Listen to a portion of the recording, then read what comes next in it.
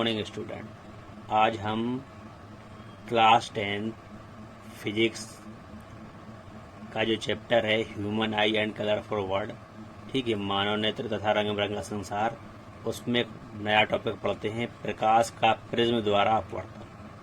प्रकाश का प्रिज्म द्वारा अपवर्तन यानी refraction of light through prism. Refraction of light through prism. तो पहले इसका डायग्राम बनाते हैं, उसको समझते हैं हम लोग, ठीक है। तो चलो स्टार्ट करते हैं। तो देखो स्टूडेंट, हमने ये डायग्राम बनाया प्रिज्म का, ठीक।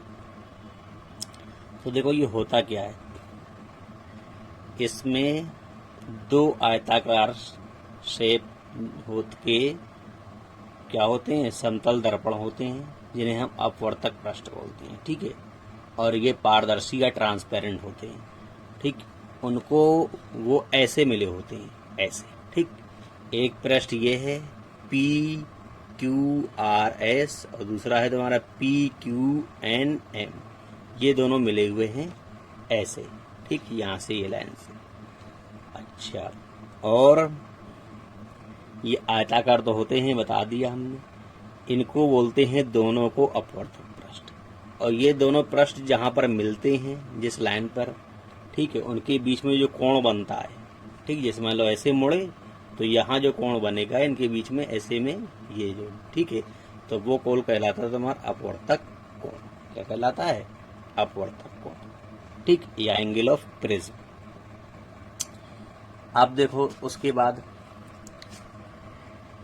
ये जो तुम्हारा होता है, ये लाइन जहाँ पे ये दोनों मिलते हैं अपवर्तक पृष्ठ, ठीक, ऐसे जो मिलते हैं ना, ये तो ये ऊपर वाली लाइन, ये PQ, ठीक है, ये PQ कहलाती है तुम्हारी, क्या कहलाती है? PQ अपवर्तक कोर। क्या कहलाती है? अपवर्तक कोर, ये वाली लाइन, ठीक है।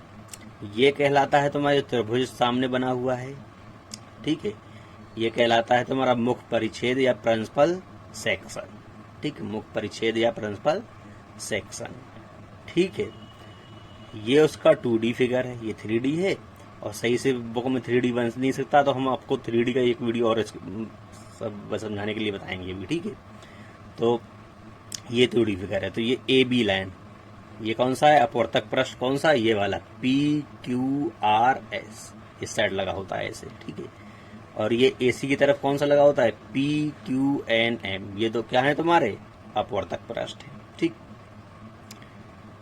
और ये जो नीचे की तरफ रखा होता है, नीचे जब रखा होता है, ये नीचे का हिस्सा जो है, इसमें भी नीचे होता है, इस वाले में भी नीचे होता है, और ये उसका 2D फिगर है। तो ये नीचे का जो हिस्सा है तुम्हारा, ये कहलाता है आधार। और आधार भी कैसा होता है? वो भी आयत शेप का होता है। जैसे ये तुम्हारे आयत होती है ना, रेक्टेंगल शेप की तुम्हारे अपवर्तक पृष्ठ, ऐसे ही आधार भी क्या होता है? आयत शेप का होता है, रेक्टेंगल शेप का।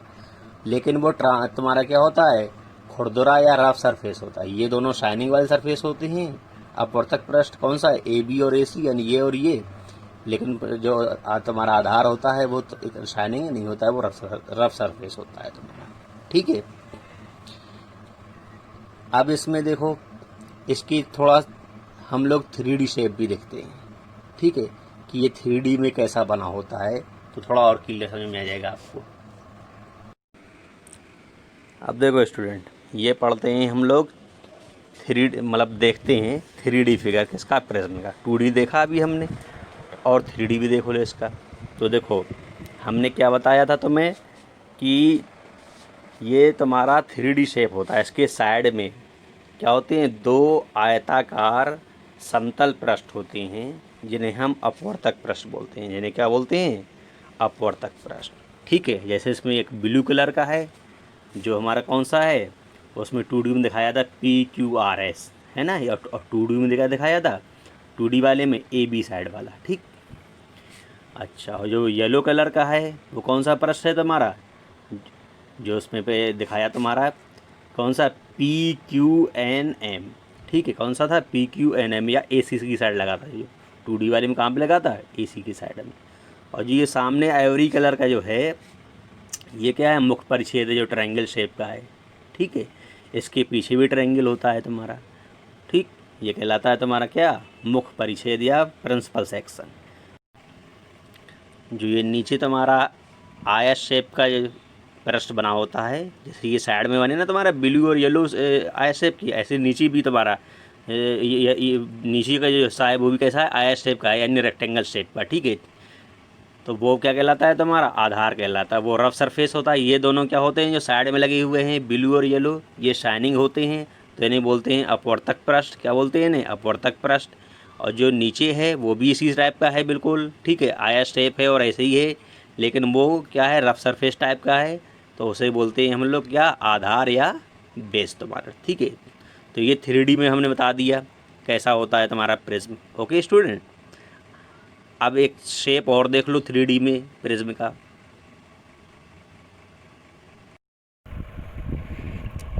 देखो स्टूडेंट, ये एक और फिगर है 3D शेप प्रिज्म का। ठीक है, ये खड़ा हुआ है प्रिज्म। वो अभी तक जो तुमने प्रिज्म देखा इससे पहले वाला, वो कैसा था, लेटा हुआ था।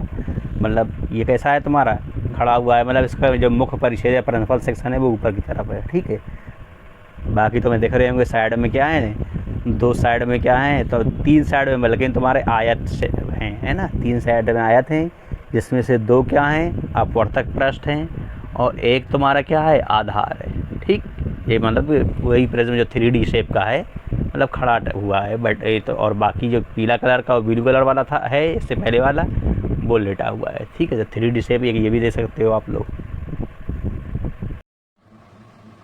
अब देखो स्टूडेंट, कुछ इसकी डेफिनेशन इसमें पहले फिगर में समझ लें, वैसे बता दिया है, फिर लिखते हैं। जैसे हमने बताया, ये एंगल ऑफ प्रिज्म होता है क्या, 2 समतल पृष्ठों के बीच में। ठीक है, तो सबसे पहले एंगल ऑफ प्रिज्म से पहले हम ये इसकी डेफिनेशन पढ़ते हैं कि प्रिज्म क्या होता है। ठीक, तो क्या होता है प्रिज्म तुम्हारा, है मतलब एक किसी समांगी, ठीक है, समांगी मतलब एक जैसे कांच का बना हुआ एक पारदर्शी, ठीक है, एक पारदर्शी 2 समतल पृष्ठों से घिरा हुआ जो मतलब वस्तु होती है, वो कहलाती है तुम्हारी प्रिज्म। ठीक है, किसी कोण पर, तो इसको देखो लिखेंगे कैसे, जैसे किसी समांग एवं पारदर्शी माध्यम का वह भाग जो किसी कोण पर झुके 2 समतल पृष्ठों से झुका हो, मतलब 2 समतल पृष्ठों से घिरा हो। यानी किसी समांगी मतलब क्या है, ये तुम्हारे समांगी पूरा होता है, समांगी एवं पारदर्शी, पारदर्शी मतलब आर पार दिखाई देता है। ठीक है, माध्यम का वह भाग जो किसी कोण पर, देखो ये किसी कोण पर मिला हुआ है, ये ना जो कोण, ये किसी कोण पर 2 समतल पृष्ठों, ये 2 समतल पृष्ठों से घिरा होता है, प्रिज्म कहलाता है। ठीक, ये प्रिज्म की डेफिनेशन हो गई। ठीक है, अपवर्तक पृष्ठ की डेफिनेशन, ये जो तुम्हारे साइड में बने हुए हैं क्या कहलाएंगे तुम्हें, तो देखो इनको कैसे लिखेंगे हम लोग, लिखेंगे प्रिज्म में जिन 2 पृष्ठों से प्रकाश का अपवर्तन होता है तथा ये दोनों पृष्ठ समतल होते हैं, इन्हें अपवर्तक पृष्ठ कहते हैं। देखो प्रिज्म में, देखो प्रिज्म में क्या होता है, जो प्रकाश की लाइट होती है जो, वो तो किस सरफेस से जाती है, या तो इस सरफेस से जाती है या सर, यानी ये दोनों अपवर्तक सरफेस कहलाते हैं। प्रकाश की लाइट यहाँ से अंदर जाती है और यहाँ से बाहर निकलती है। ठीक है, तो ये दोनों इसलिए क्या कहलाते हैं, अपवर्तक पृष्ठ कहलाते हैं। तो प्रिज्म में जिन 2 पृष्ठों से प्रकाश का अपवर्तन होता है, कौन कौन से पृष्ठ, ये और ये। ठीक, तथा ये दोनों पृष्ठ समतल होते हैं, देखो ये समतल है, मतलब कि तुम्हारा एकदम क्या है, आयत शेप की समतल है, फ्लैट। ठीक है, समतल होते हैं जिन्हें अपवर्तक पृष्ठ कहते हैं, ऐसे लिख सकते हैं इसको।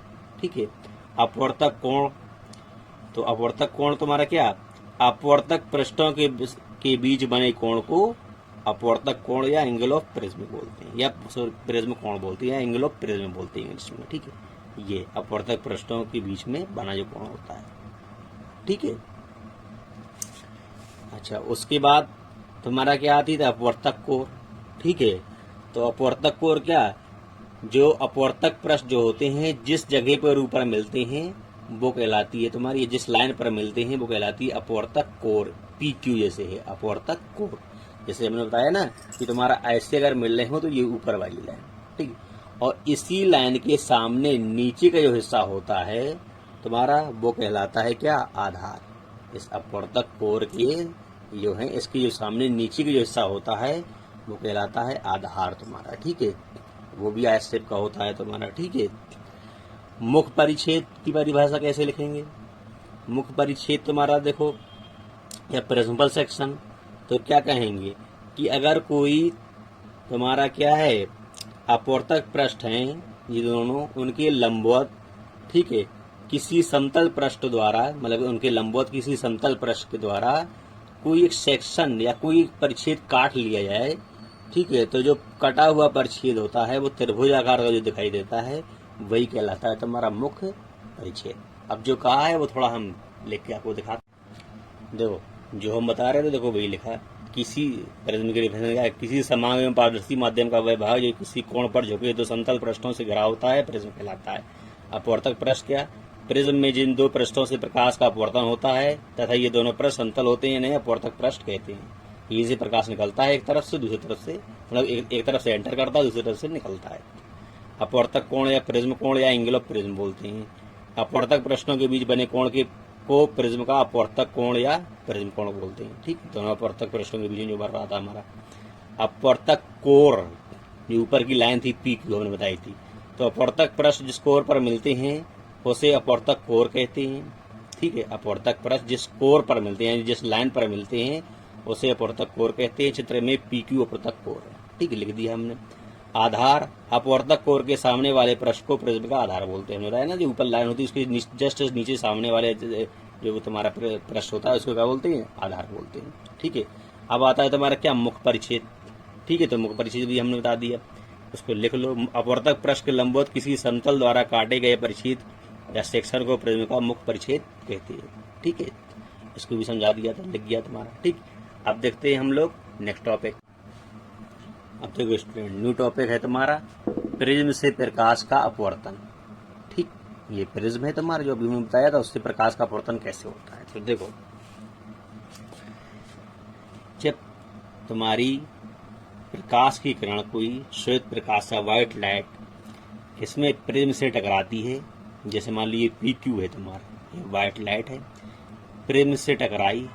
ठीक, टकराने के बाद क्या होगी, ये ट्रांसपेरेंट होता है प्रिज्म, तो इससे अपवर्तित हो जाएगी, यानी इसके आर पार निकलेगी। तो देखो दो टाइप का अपवर्तन होगा इसमें, या और माध्यम भी दो होंगे तुम्हारे। कैसा, ये जो प्रिज्म है तुम्हारा ये कांच का है, ठीक, और ये आसपास पूरी क्या है, वायु है। ठीक है, तो जो वायु है और जो कांच है, इन दोनों में अगर कंपेयर करेंगे तो देखो वायु क्या होती है, गैस होती है ना, और जो तुम्हारा कांच होता है वो कैसा होता है, सॉलिड होता है, यानी ठोस होता है। ठीक, तो जो वायु होगी कांच के कंपेरिजन में क्या होगी, पतली होगी। गैस के मॉलिक्यूल क्या होते हैं, दूर दूर होते हैं, और जो कांच होता है या गिलास जिसे बोलते हैं उसके मॉलिक्यूल पास पास में होते हैं, तो वो ठोस होता है। तो जो पतला वाला माध्यम होता है उसको बोलते हैं विरल माध्यम, और जो हमारा गाढ़ा वाला माध्यम होता है उसे बोलते हैं सघन माध्यम। तो इसमें हम क्या कर लेंगे, वायु को विरल माध्यम और कांच को सघन माध्यम। ठीक है, तो हमने पहले चैप्टर में अपवर्तन में पढ़ा था कि जब प्रकाश की किरण विरल माध्यम से सघन माध्यम में जाती है तो अभिलंब की ओर मुड़ जाती है। जिस तरफ अभिलंब होता है ना, या नॉर्मल, उस तरफ मुड़ जाती है। ये हमने पहले चैप्टर में पढ़ा था, अगर हम इससे विरल से सघन माध्यम में जाते हैं। फिर उसी में हमने पढ़ा था कि अगर प्रकाश की किरण सघन माध्यम से विरल माध्यम में जाती है, सघन से विरल माध्यम में जाती है, तो अभिलंब से, अपवर्तन के पश्चात अभिलंब से दूर जाती है। ठीक है, अगर प्रकाश की किरण किसी ट्रांसपेरेंट या पारदर्शी माध्यम में एक माध्यम से दूसरे माध्यम में जाती है, तो अगर विरल से सघन में जा रही है तो अभिलंब की तरफ मुड़ेगी, और सघन से विरल में जा रही है तो अभिलंब से दूर जाएगी। ये कहलाता है अपवर्तन के नियम या अपवर्तन तुम्हारा। ये हमने फर्स्ट चैप्टर में पढ़ा था, उसका यहाँ पे यूज होगा हमारा। ठीक है, तो देखो ये क्या है तुम्हारा, पी क्यू प्रकाश की किरण, ये श्वेत प्रकाश या व्हाइट लाइट है। ठीक, जब इसमें हमारी प्रिज्म में पड़ी, ठीक है, तो क्या होगा, कोई भी जो सरफेस या पृष्ठ होता है, तो ये मान लो प्रिज्म का कौन सा है तुम्हारा, ए बी वाला सरफेस है, जो कैसा होता है तुम्हारा, आयताकार होता है। तो सरफेस के लंबवत हमेशा नॉर्मल या अभिलंब होता है।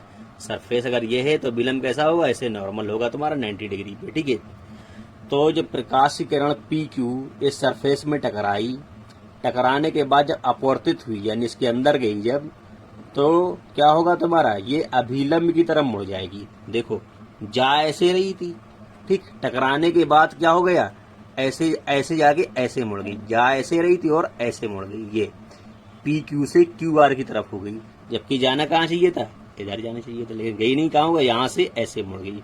क्यों, क्योंकि एक माध्यम से दूसरे माध्यम में जा रही है, विरल से सघन में, तो ये जो अभिलंब की लाइन है लाल कलर की, इसकी तरफ मुड़ गई। देखो ऐसे जाके और ऐसे मुड़ गई, अभिलंब यही तो है, तो ऐसे जाके ऐसे मुड़ गई, अभिलंब की तरफ मुड़ गई, ठीक।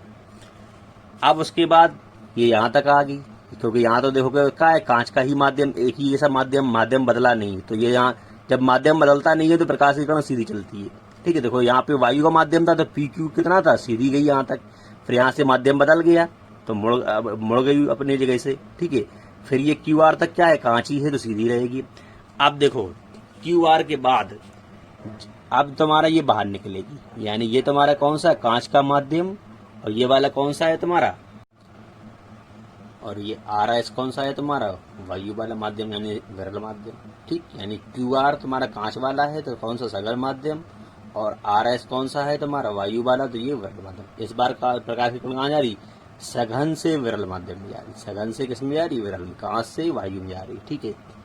तो जब सघन से विरल में जाती है तो प्रकाश की किरण क्या होती है, अपवर्तन के पश्चात अभिलंब से दूर जाती है। तो देखो ऐसी जा रही थी और ऐसे मुड़ गई, क्यों मुड़ गई, क्योंकि अभिलंब तुम्हारे ये है, तो अभिलंब से देखो दूर जानी चाहिए थी सीधी बिल्कुल, लेकिन ये अभिलंब से दूर हो गई। अभिलंब, ये जो अभिलंब कौन सी है, लाल वाली लाइन, तो इससे क्या हो गई, दूर हो गई, ठीक। तो जब सघन से विरल में जाती है तो अभिलंब से दूर होती है, जब विरल से सघन में जाती है तो अभिलंब के पास आती है, ठीक है। और अभिलंब हमने बता दिया सरफेस के या किसी भी पृष्ठ के लंबवत होता है, तो ये सरफेस है तो अभिलंब क्या होगा, इसके लंबवत होगा, ठीक है। अच्छा, तो ये इस टाइप से तुम्हारा क्या होता है, प्रिज्म में अपवर्तन होता है, ठीक है। अब इसमें देखो कुछ चीजें हैं, जैसे ये पी क्यू लाइन है तुम्हारी, ये कौन सी कहलाएगी तुम्हारी, आपतित किरण कहलाएगी, जैसे इंसिडेंट रे बोलते हैं, ठीक। और जो अपवर्तित होने के बाद बाहर निकलती है, मतलब दूसरी तरफ जो निकलती है प्रकाश की किरण, उसको बोलते हैं क्या, अपवर्तित किरण या रिफ्रैक्ट, कौन सी, रिफ्रैक्टिव रेज, ठीक, क्या बोलते हैं, रिफ्रैक्टिव रेज। तो क्यू आर कौन सी हो गई, रिफ्रैक्टिव रेज या अपवर्तित किरण, ठीक। पी क्यू आपतित किरण या इंसिडेंट रे, और क्यू आर कौन सी, अपवर्तित किरण या रिफ्रैक्टिव रे, ठीक। अब उसके बाद ये दोबारा से अपवर्तन हुआ, ठीक है। जब एक बार अपवर्तन होता है तो ये तो तुम्हारा खत्म हो गया, लेकिन जब दोबारा से अपवर्तन दो बार होता है तो जो तीसरी लाइन निकल के आती है कौन सी, ये आर एस जो निकल के आई तुम्हारी, ये कहलाएगी तुम्हारी कौन सी, निर्गत किरण, या बोलते हैं इसी को इमरजेंट रे, इंग्लिश में क्या बोलते हैं, आर एस को, निर्गत किरण या इमरजेंट रे, ठीक। इसके बाद देखो जो तुम्हारा ये है क्या, एंगल आई, ये देख रहा ना एंगल आई, तो ये तुम्हारी कौन सी थी, आपतित किरण या इंसिडेंट रे, तो ये कौन सा होगा, आपतन कोण होगा, फिर आई कौन सा होगा, आपतन कोण या इंसिडेंट एंगल जिसे बोलते हैं। आर ये कौन सी थी तुम्हारी, अपवर्तित किरण थी, ठीक है। तो आर कौन सा होगा तुम्हारा, अपवर्तन कोण, कौन सा, अपवर्तन कोण, इंग्लिश से बोलते हैं रिफ्रैक्टिव एंगल, ठीक है, रिफ्रैक्टिव एंगल। फिर तुम्हारा ये ई, ये लाइन कौन सी थी, आर एस, निर्गत किरण, ठीक है। तो ये कोण कौन सा होगा, निर्गत कोण होगा, निर्गत किरण यानी कौन सी, इमरजेंट रे, आर एस कौन सी थी, इमरजेंट रे, तो इसलिए ये एंगल कौन सा होगा, इमरजेंट एंगल होगा, ठीक है। ई से डिनोट करते हैं इमरजेंट को, इमरजेंट एंगल, ठीक।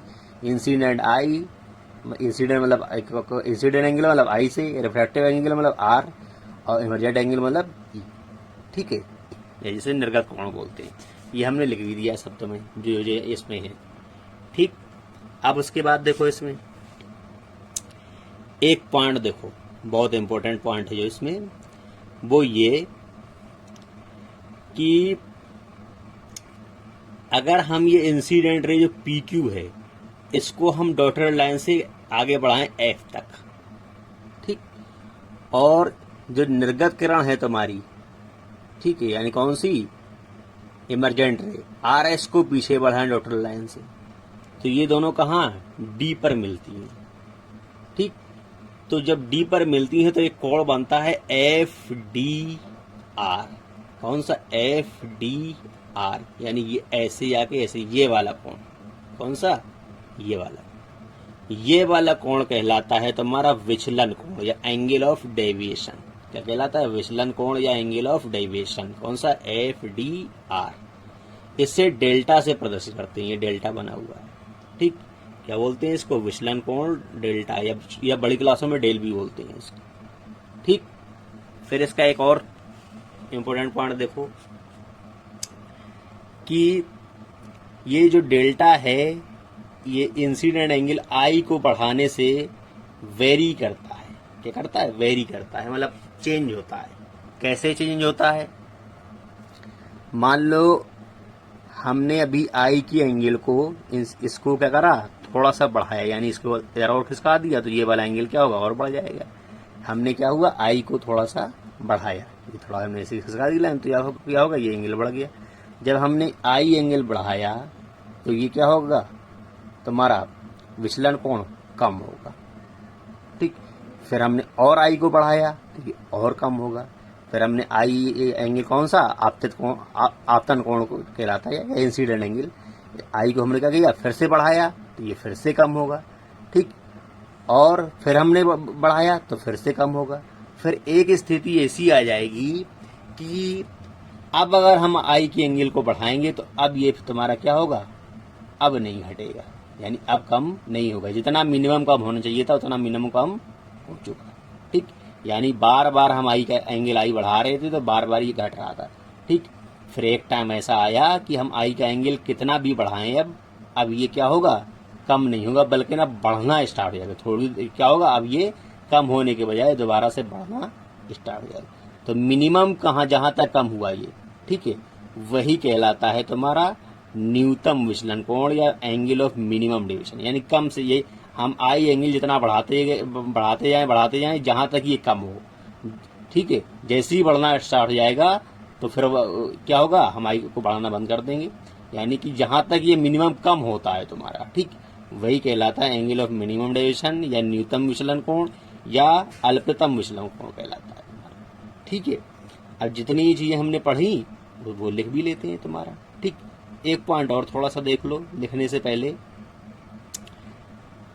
कि ये जो है तुम्हारा, देखो, अगर हम विरल से सघन माध्यम में जाते हैं तो जो आई है इंसिडेंट एंगल, जो तुम्हारा कौन सा आपतन कोण अपवर्तित कोण से बड़ा होता है, आई आर से बड़ा होगा। ठीक, और अगर हम सघन से विरल माध्यम में जाते हैं तो क्या होता है तुम्हारा, जो ये है तुम्हारा इमरजेंट एंगल ई, इससे आर डैश से बड़ा होगा। ठीक है, सघन से विरल में जा रहे तो ये जो इमरजेंट एंगल या निर्गत कोण है इस आर डैश से बड़ा होगा। ठीक है, अब जो समझाया वो बस लिखते हैं। तो देखो स्टूडेंट, विचलन कोण या एंगल ऑफ डेविएशन क्या लिखा है? यदि किरण पी क्यू को आगे था, निर्गत किरण आर एस को पीछे बढ़ाने पर, वही तो कर रहे थे हम, ठीक है, पीछे बढ़ाने पर ये एक दूसरे को बिंदु डी पर काटती हैं, तो इन दोनों के बीच बना कोण एफ डी आर विचलन कोण कहलाता है। इसे डेल्टा से प्रदर्शित करते हैं, यही हमने समझाया था आपको। ठीक है, अब अल्पतम विचलन कोण या न्यूनतम विचलन कोण एंगल ऑफ मिनिमम डेविएशन जैसे बोलते हैं, तो क्या है तुम्हारा ये, इसको देख लो, लिखा है आपतन कोण आई का मान बढ़ाने पर विचलन कोण डेल्टा का मान पहले घटता है, हम बता रहे थे। ठीक है, तथा एक विशेष आपतन कोण के लिए न्यूनतम मान प्राप्त करने के बाद विचलन कोण पुनः बढ़ता है, यानी कि कम होता जाएगा, फिर एक टाइम ऐसा आएगा कि क्या होगा, कम होना बंद हो जाएगा, फिर बढ़ना स्टार्ट हो जहाँ, तो फिर क्या होगा, बढ़ना स्टार्ट हो जाएगा। तो जहां तक ये कम होता है वही कहलाता है एंगल ऑफ मिनिमम डेविएशन। ठीक है, तो क्या लिखा उसने कि तथा एक विशेष आपतन कोण के लिए न्यूनतम मान प्राप्त करने के बाद विचलन कोण पुनः बढ़ता है। क्या होता है? पुनः बढ़ता है। ठीक, इस न्यूनतम कोण क्या कहते हैं हम इसको, देखो वही तो लिखा है, क्या इस न्यूनतम कोण के मान को अल्पतम विचलन कोण या न्यूनतम विचलन कोण कहते हैं। इसे डेल्टा एम से प्रदर्शित करते हैं। ठीक, ये हमने बताया था कि जो तुम्हारा ये मिनिमम, वैसे तो डेल्टा होता है एंगल, लेकिन अगर ये एंगल क्या हो तुम्हारा हम आई का मान बढ़ाएं और ये कम होता जाए तो अपने यानी कि कहाँ तक मिनिमम कम हो सकता है, तो वो जो एंगल होता है तुम्हारा वो कहलाता है विचलन को, वो न्यूनतम विचलन कोण या एंगल ऑफ डेविएशन। वैसे इसे डेल्टा एम से प्रदर्शित करते हैं। विचलन कोण को डेल्टा से करते हैं, लेकिन इस वाले को डेल्टा एम से प्रदर्शित करते हैं, जो मिनिमम कम हो सके तुम्हारा। ठीक है, अब देखो कुछ चीजें देखते हैं इसमें हम लोग। जैसे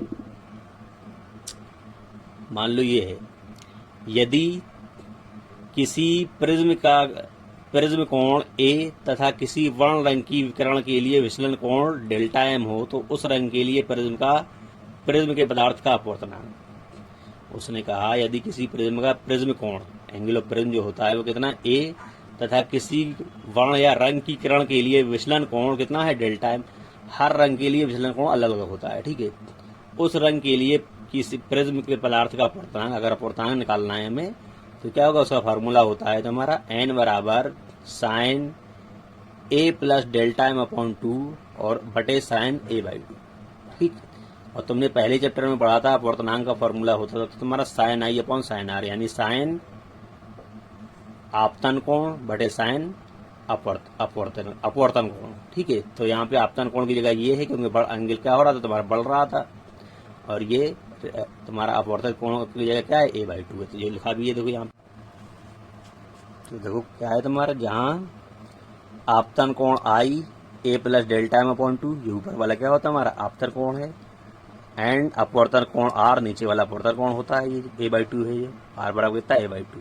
ठीक, पहले चैप्टर में तुम्हारा क्या दिया है, उसमें अपवर्तनांक होता है n बराबर sine i upon sine r. वहाँ यहाँ भी वही है, बस i का मान बदल गया, यहाँ पे i का मान यहाँ पे ये है, r का मान यहाँ पे ये है।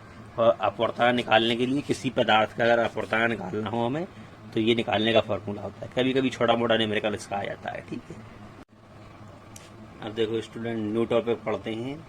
कांच के प्रिज्म द्वारा श्वेत प्रकाश का विक्षेपण, यानी अगर प्रिज्म है उसमें हम व्हाइट लाइट की रेज डालें श्वेत प्रकाश की, तो उसका विक्षेपण कैसे होता है, डिस्पर्सन यानी कैसे होता है, क्या बोलते हैं इंग्लिश में इसको, dispersion of light by a glass prism, यानी कांच के प्रिज्म द्वारा प्रकाश का विक्षेपण। ठीक, तो देखो होता क्या है इसमें पूरा समझो। ये मान लो क्या है तुम्हारा व्हाइट लाइट या श्वेत प्रकाश की किरण, जैसे सूर्य की लाइट या कोई भी मतलब तुम्हारी एलईडी या कोई भी मतलब ऐसी लाइट जो सफेद कलर की हो, ठीक है, व्हाइट कलर की हो मतलब, तो जब वो प्रिज्म में पड़ती है तो क्या होता है, अपवर्तन के पश्चात दूसरी तरफ हम जब देखते हैं तो वो 7 रंगों में विभक्त हो जाती है। ठीक, इससे ये पता चलता है कि जो व्हाइट लाइट होती है उसमें एक कलर नहीं होता है, बल्कि कितने होते हैं, 7 कलर होते हैं, यानी 7 कलर से मिलकर बनी होती है। जो सूर्य से प्रकाश आता है हमारा वो 7 कलर का होता है। ठीक है, इसीलिए कभी कभी जो रेनबो बनता है तो हमें 7 कलर क्या होते हैं, दिखाई देते हैं। अब रेनबो कैसे बनता है वो हम आगे बताएंगे। तो इसका मतलब ये होता है कि जो श्वेत प्रकाश या व्हाइट लाइट होती है उसमें कितने कलर होते हैं, 7 कलर होते हैं। ठीक है, तो ये अपवर्तन के बाद हमें पता चलता है, जब प्रिज्म से अपवर्तन हो या पानी की बूंद से हो, जो हमें इंद्रधनुष दिखाई देता है। ठीक है, तो देखो इसमें पहले हमने यहाँ से व्हाइट लाइट की रेज डाली, ठीक है, तो यहाँ से क्या हुआ, अपवर्तित हुई। ठीक है ना, हमने अपवर्तन बता ही दिया अभी पिछले टॉपिक में कैसे होता है तुम्हारा विरल से सघन में, सघन से तुम्हारा विरल में कैसे होता है। ठीक है, तो इसमें क्या होगा, ये यहाँ पे हम देखेंगे तो बहुत सारी प्रकाश की किरणों का एक झुंड टाइप का, ठीक है, या समूह टाइप का हमें दिखाई देगा इस तरफ। दूसरी तरफ यहाँ से तो एक किरण आ रही थी, यहाँ पे क्या होगा, बहुत सारी किरणों का एक समूह दिखाई देगा। ठीक है, जिसमें अलग अलग कलर होंगे, 7 कलर के टाइप का समूह होगा। तो मतलब किरणें तो बहुत सारी होंगी, लेकिन उसमें कलर कितने होंगे, 7 कलर होंगे। ठीक है, तो इस कलर को क्या कहा गया, जो ये 7 कलरों का झुंड निकला था, वेबगियोर, क्या कहा गया, वेबगियोर, यानी वी से वायलेट, आई से इंडिगो, बी से ब्लू, जी से ग्रीन, वाई से येलो, ओ से ऑरेंज और आर से रेड, यानी वेबगियोर। नीचे से पढ़ने पे वेबगियोर, यानी वेबगियोर टाइप का झुंड दिखाई देता है। इस झुंड को या इस समूह को, प्रकाश के किरणों के समूह को हम बोलते हैं स्पेक्ट्रम। क्या बोलते हैं इसको, पूरी को स्पेक्ट्रम। ठीक, ये हमने भी लिख भी दिया है। वी मतलब वायलेट यानी बैगनी, आई मतलब इंडिगो यानी आसमानी, ब्लू मतलब ब्लू यानी नीला, जी मतलब ग्रीन यानी हरा, वाई मतलब येलो यानी नीला, और मतलब ऑरेंज यानी नारंगी, आर मतलब रेड यानी लाल। ठीक है, अब देखो अलग अलग कलर के लिए अलग अलग तुम्हारा क्या होता है, विचलन होता है। विचलन मतलब मोड़ना। ठीक है, प्रकाश की कणा ऐसे जाकर देखो, ऐसे क्या ऐसे मुड़ी, कोई ऐसे मुड़ी, कोई देखो ज़्यादा मुड़ गई, कोई कम मुड़ी। ठीक है, देखो जैसे ये वायलेट वाली ये सबसे ज़्यादा मुड़ गई, ऐसे गई, ऐसे मुड़ी और ऐसे आ गई। रेड वाली जो है सबसे कम मुड़ी, है ना। ऑरेंज वाली उससे कम मुड़ी, फिर और सबसे ज़्यादा कौन सी मुड़ी, वायलेट वाली तुम्हारी। तो अलग अलग कलर के लिए विचलन तुम्हारा अलग अलग होता है। ठीक है, समझ में आया। जो विचलन है ये डिपेंड करता है तुम्हारा वेवलेंथ पर। ठीक, यानी तरंग दैर्घ्य पर। जिसकी तरंग दैर्घ्य जितनी ज़्यादा होगी विचलन उतना ही कम होगा, यानी उतनी कम प्रकाशीकरण मुड़ेगी। विचलन मतलब मुड़ना। ठीक है, यानी भटकना अपने रास्ते से। तो जिसकी तरंग दैर्घ्य या वेवलेंथ अधिक होगी उसमें विचलन कम होगा। तो रेड कलर की तरंग दैर्घ्य क्या होती है, या वेवलेंथ अधिक होती है, इसलिए विचलन इसमें कम होता है। ठीक, जैसे जैसे नीचे आते जाएंगे उनकी वेवलेंथ कम होती जाएगी, तो इसलिए विचलन उनका बढ़ता जाएगा। सबसे कम तरंग दैर्घ्य या वेवलेंथ किसकी होती है, वायलेट कलर की, इसलिए इसमें सबसे ज़्यादा विचलन होता है। देखो प्रकाश की किरण यहाँ जा रही थी, लेकिन क्या हुआ, ऐसे मुड़ के सबसे नीचे आ गई, तो इसमें क्या होता है, इसकी तरंग दैर्घ्य सबसे कम होती है, यानी इसकी वेवलेंथ सबसे कम होती है वायलेट कलर की, इसलिए इसमें विचलन सबसे ज़्यादा होता है। ठीक है, सीधी बात है, जिस भी कलर की तरंग दैर्घ्य या वेवलेंथ अधिक होगी तो उसमें विचलन या प्रकीर्ण, जिसे प्रकाश का फैलना कहते हैं, वो कम होता है। ठीक, फैलता कम है प्रकाश है, मुड़ता भी कम है। और जिसकी तरंग दैर्घ्य या वेवलेंथ कम होती है वो क्या होता है तुम्हारा, उसमें प्रकाश का विचलन भी अधिक होता है और प्रकाश का प्रकीर्ण भी अधिक होता है, यानी प्रकाश फैलता भी ज़्यादा है। ठीक है, तो अलग अलग कलर के लिए अलग अलग विचलन होता है, क्योंकि उनके अलग अलग तरंग दैर्घ्य होती है। ठीक है, रेड और वायलेट कलर में ही ये बाकी कलरों का तुम्हारा क्या होता है, बाकी कलर होते हैं और अपनी अलग अलग वेवलेंथ पर अलग अलग मुड़ते हैं। ठीक, अच्छा एक चीज और, अपवर्तनांक होता है एक चीज, तो वो भी तो क्या होता है तुम्हारा, वेवलेंथ या तरंग दैर्घ्य पर निर्भर करता है। ठीक है, जिसका अपवर्तनांक क्या होगा, जितना कम होगा, ठीक, उतना ही उसमें विचलन क्या होगा, कम होगा। जिसका अपवर्तनांक कम होगा उसका विचलन भी कम होगा, जिसका अपवर्तनांक अधिक होगा तो विचलन भी अधिक होगा। रेड कलर का अपवर्तनांक कम होता है, इसलिए इसका विचलन कम होता है, और वायलेट कलर का अपवर्तनांक अधिक होता है, इसलिए इसका विचलन अधिक होता है। ठीक, तो एक तो वेवलेंथ से बता दिया हमने कि वेवलेंथ क्या होगी, अगर ज़्यादा होगी तो विचलन कम होगा, और अपवर्तनांक अगर कम होगा तो क्या होगा तुम्हारा, अपवर्तनांक कम होगा तो विचलन कम होगा, अपवर्तनांक अधिक होगा तो विचलन अधिक होगा। ठीक है, अपवर्तनांक और विचलन एक दूसरे का अनुक्रमानुपाती होती है। अगर एक कम है तो दूसरा भी कम होगा, एक अधिक है तो दूसरा भी अधिक होगा। लेकिन वेवलेंथ या जैसे तरंग दैर्घ्य बोलते हैं, ये जो होती है विचलन के व्यतक्रमानुपाती होती है। कैसी होती है, विचलन के व्यतक्रमानुपाती। ठीक, यानी अगर वेवलेंथ या तरंग दैर्घ्य तुम्हारी अधिक होगी तो विचलन क्या होगा, कम होगा, उल्टा एक दूसरे को होती है। ठीक है, व्यतक्रमानुपाती। ओके, अब देखो स्टूडेंट, जो जो हमने समझा था वो सब अब लिख लेते हैं थोड़ा। ठीक है, देखो क्या लिखा है, जब सूर्य का प्रकाश किसी पृथ्वी से गुजरता है तो वह अपने अवयवी रंगों में विभक्त हो जाता है। ठीक, सूर्य का प्रकाश मतलब श्वेत प्रकाश या व्हाइट लाइट। इस घटना को वर्ण विक्षेपण कहते हैं। ठीक है, या डिस्पर्सन ऑफ लाइट कहते हैं। यानी किसी पृथ्वी से निकलता है सूर्य का प्रकाश तो क्या होता है, या श्वेत प्रकाश, तो वो क्या होता है, अपने कलरों में बढ़ जाता है। ठीक है, उसी को बोलते हैं वर्ण विक्षेपण या डिस्पर्सन ऑफ लाइट। सूर्य का श्वेत प्रकाश 7 रंगों में, violet, indigo, blue, green, yellow, orange, red, ठीक, अर्थात विबग्योर का मिश्रण होता है। हमने बताया था 7 कलर में निकलता है, विबग्योर का मिश्रण होता है। ठीक है, स्पेक्ट्रम देखो हमने बताया था एसी के समूह को बोलते हैं स्पेक्ट्रम, कलरों के समूह को। ठीक है, तो प्रकाश के अवयवी रंगों के समूह को स्पेक्ट्रम कहते हैं, अर्थात विबग्योर के समूह को स्पेक्ट्रम कहते हैं। ठीक, अब लिखा है इस स्पेक्ट्रम के ऊपरी सिरे पर लाल रंग तथा दूसरे सिरे पर यानी सबसे नीचे सिरे पर दूसरे सिरे पर बैंगनी रंग होता है। ठीक, इन दोनों किरणों के बीच में बहुत सारी किरणें क्या होती हैं, बहुत सारी किरणें, ये का नहीं है। ठीक है, बहुत सारी किरणें होती हैं। प्रिज्म के आधार से ये वेवगाइड के रूप में दिखाई देती हैं। बताया ना कि लाल और वायलेट के बीच में बहुत सारी किरणें होती हैं, नीचे से देखने पर ये वेवगाइड के रूप में दिखाई देती हैं। देखो इस नेक्स्ट पॉइंट है, जब श्वेत प्रकाश प्रिज्म से गुजरता है तो श्वेत प्रकाश में उपस्थित भिन्न भिन्न रंगों की किरणों में विचलन भिन्न भिन्न होता है। हमने बताया था ना, सबकी वेवलेंथ या तरंगदैर्घ्य अलग अलग होती है। ठीक है, इसलिए वो अलग अलग विचलन होता है, किसी कम होता है विचलन, किसी की ज्यादा होता है। ठीक है, लाल या रेड रंग के प्रकाश में विचलन सबसे कम होता है क्योंकि लाल रंग की तरंगदैर्घ्य सबसे अधिक होती है। ठीक है, और बैंगनी रंग या वायलेट रंग के प्रकाश में विचलन सबसे अधिक होता है क्योंकि बैंगनी रंग की तरंगदैर्घ्य सबसे कम होती है। ठीक, तथा अन्य रंगों के प्रकाश में विचलन लाल व बैंगनी रंग के प्रकाश के बीच में होता है। ठीक, यानी कि लाल से कम विचलन होता है और लाल से अधिक विचलन होता है, और तुम्हारा किससे, बैंगनी से या वायलेट से अधिक विचलन होता है।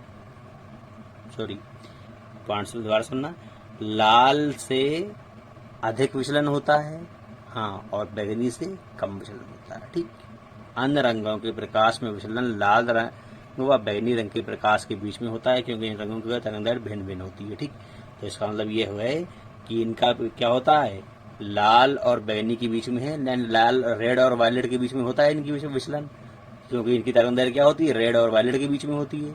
तो रेड से अधिक विचलन होता है सभी में और वायलेट से कम विचलन होता है सभी में। ठीक है, अब देखो हमने यहाँ पे लिख दिया, चूंकि विचलन अनुक्रमानुपाती 1/तरंगदैर्घ्य। ठीक है, यानी विचलन डायरेक्टली प्रोपोर्शनल 1/वेवलेंथ। इसका मतलब ये हुआ कि अनुक्रमानुपाती नहीं, व्यतक्रमानुपाती, 1/में है तो व्यतक्रमानुपाती। ठीक है, यानी विचलन व्यतक्रमानुपाती 1/तरंगदैर्घ्य। ठीक है, इंग्लिश में बोलेंगे विचलन इनवर्सली प्रोपोर्शनल 1/वेवलेंथ। ठीक है, तो इसका मतलब ये हुआ कि अगर तरंगदैर्घ्य ज्यादा होगी तो विचलन कम होगा। ठीक, अगर तरंगदैर्घ्य कम होगी तो विचलन ज्यादा होगा, अगर मतलब ये ज्यादा हुआ तो ये कम होगा। ठीक, और अगर ये कम हुआ तो ये ज्यादा होगा, एक दूसरे को उल्टे होंगे। ठीक, जिस भी कलर की तरंगदैर्घ्य ज्यादा होगी तो विचलन कम होगा और जिस भी कलर की तरंगदैर्घ्य कम होगी तो विचलन ज्यादा होगा। इसका मतलब ये होता है व्यतक्रमानुपाती। ठीक, समझ गए। अब उसके बाद देखो, जैसे लिखा है दर्श प्रकाश या विजिबल लाइट, इसको हम आंखों से देख सकते हैं। ठीक है, नगद आंखों से बिना कुछ लगाए। विजिबल लाइट की तरंगदैर्घ्य का परास या रेंज 400 से 700 नैनोमीटर के मध्य होता है। तो हमारे बुक में 400 से 800 दिया है। ठीक है, लेकिन वैसे एक्चुअली में 400 से 700 होता है। ठीक है, 400 से 700 नैनोमीटर के मध्य होता है। अगर एंगस्ट्रॉम में लिखोगे तो 4000 से 7000 एंगस्ट्रॉम के बीच में होता है। कौन सी, विजिबल लाइट, जो हम आंखों से देख सकते हैं। ठीक है, अब देखो जैसे लिखा है, प्रिज्म द्वारा प्रकाश के वर्णों विक्षेपण का कारण क्यों होता है। विक्षेपण क्यों होता है तो हमने बताया था, अपवर्तनांक के कारण होता है। ठीक है, हर कलर का अपवर्तनांक क्या होता है, अलग अलग होता है, हम बता चुके हैं तुम्हें। ठीक है, तो उस कारण क्या होता है, विक्षेपण होता है या डिस्पर्सन होता है। तो देखो क्या लिखा है, किसी पारदर्शी पदार्थ जैसे कांच का अपवर्तनांक प्रकाश के रंग पर निर्भर करता है। लाल रंग के प्रकाश के लिए कांच का अपवर्तनांक सबसे कम तथा बैंगनी रंग के प्रकाश के लिए सबसे अधिक होता है। यानी लाल रंग के प्रकाश के लिए कांच का अपवर्तनांक क्या होता है, सबसे कम। अपवर्तनांक सबसे कम होगा तो क्या होगा, तुम्हारा विचलन भी सबसे कम होगा। ठीक, और तुम्हारा अपवर्तनांक अधिक होगा तो विचलन भी अधिक होगा। इसलिए तुम्हारा बैंगनी रंग या जो वायलेट रंग है उसका अपवर्तनांक भी अधिक होता है, तो इसमें विचलन भी अधिक होता है।